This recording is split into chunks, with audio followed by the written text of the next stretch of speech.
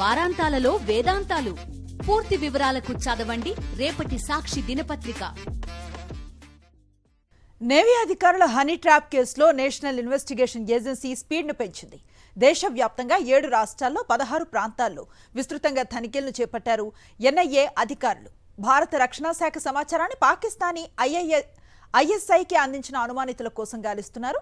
వారి నుంచి డబ్బు అందుకున్న వారిపై నిఘా పెట్టారు. ఈ సోదాల్లో 22 మొబైల్స్తో పాటు కీలక పత్రాలను స్వాధీనం చేసుకున్నారు. గుజరాత్, కర్ణాటక, కేరళ, తెలంగాణతో పాటు ఉత్తరాది రాష్ట్రాల్లో 16 ప్రాంతాల్లో విస్తృతంగా సోదాలు చేపట్టారు.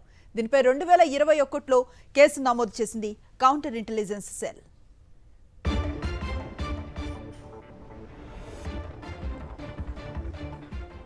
ఇదే అంశంపై పూర్తి సమాచారం అందిస్తారు మా కరెస్పాండెంట్ నరేష్.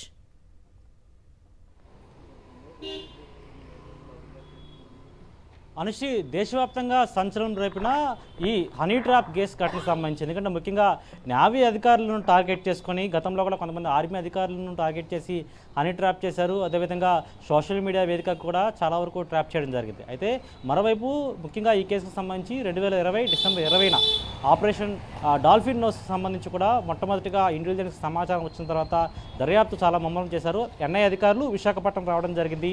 అయితే విశాఖపట్నంలో 3 అధికారులు, అదేవిధంగా మరో 3 ప్రాంతాల్లో నావికి సంబంధించిన తూర్పు నావికా దళానికి సంబంధించి మొత్తం 7 అధికారులు కూడా హనీ ట్రాప్ చేసి అక్కడి నుంచి వారి దగ్గర నుంచి చాలా సున్నితమైన సమాచారం, గూఢచారానికి సంబంధించిన చాలా సున్నితమైన సమాచారాన్ని పాకిస్తానీ ఏజెంట్లు మొత్తం అంతా కూడా తీసుకున్నట్లుగా ఎన్ఐఏ గుర్తించింది.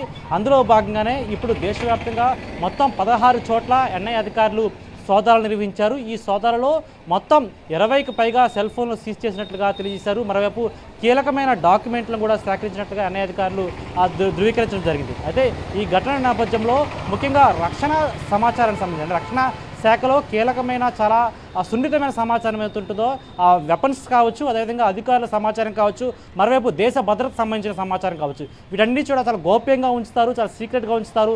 అలాంటి సమాచారాన్ని పాకిస్తానీ ఏజెంట్లు హనీ ట్రాప్ ద్వారా మొత్తం అంతా తెలుసుకునే ప్రయత్నం చేశారు. అందులో భాగంగా కొంత సమాచారం కూడా లీక్ అయినట్లుగా ఎన్ఐఏ అధికారులు గుర్తించడం జరిగింది.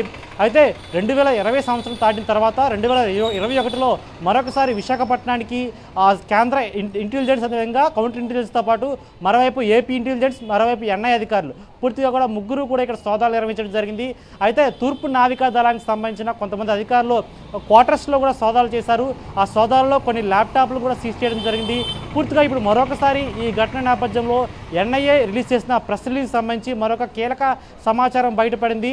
అయితే నిన్నటి వరకు పూర్తిగా ఎన్ఐఏ అధికారులు దేశవ్యాప్తంగా ఏకకాలంలో మొత్తం 16 చోట్ల ఈ సోదాలు నిర్వహించారని, కర్ణాటక అదేవిధంగా మరికొన్ని రాష్ట్రాల్లో కూడా ఈ సోదాలు నిర్వహించినట్టుగా మొత్తం అంతా కూడా పూర్తిగా తెలియజేయడం జరిగింది. అయితే ముఖ్యంగా 2017లో సెయిలర్స్గా జాయిన్ అయిన 7 కూడా టార్గెట్ చేసుకొని ఈ పాకిస్తానీ ఏజెంట్లు, ఐఎస్ఐ ఏజెంట్లు పూర్తిగా కూడా హనీ ట్రాప్ నేపథ్యంలో పూర్తిగా గూఢచారానికి సంబంధించిన పూర్తి కీలక సమాచారాన్ని భారత్ సంబంధించి గోప్యతగా ఉంచి చాలా నిఘా వర్గాల దగ్గర ఉన్న సమాచారాన్ని వీరి దగ్గర నుంచి సేకరించి మొత్తం అంతా కూడా దేశ భద్రతకు వాటిల్లే విధంగా, ఎందుకంటే భద్రతకు సంబంధించి కూడా ఎప్పటి వరకు నేవీ, ఆర్మీ, అదేవిధంగా ఎయిర్ ఫోర్స్ 3 విభాగాలకు సంబంధించి మనం చాలా కీలక సమాచారాన్ని ఎప్పటికప్పుడు దేశ భద్రత నేపథ్యంలో కాపాడుకుంటూ వస్తున్నాం. ఇలాంటి తరుణంలో భారత్ దగ్గర ఉన్న వెపన్స్ సంబంధించిన వివరాలు కావచ్చు, లేకపోతే భారత్ చేసే ఆపరేషన్లు కావచ్చు, కీలక సమాచారాలన్నింటి కూడా ఎప్పటికప్పుడు కూడా బయటకు తీసుకొచ్చే విధంగా ఈ ఐఎస్ఐ ప్రయత్నిస్తుంది. ఇలాంటి తరుణంలోనే అధికారులను టార్గెట్ చేసి హనీ ట్రాప్ నేపథ్యంలో వీరందరూ కూడా మొత్తం అంతా డబ్బును ఎరవేసి అదేవిధంగా హనీ ట్రాప్ పాల్పడి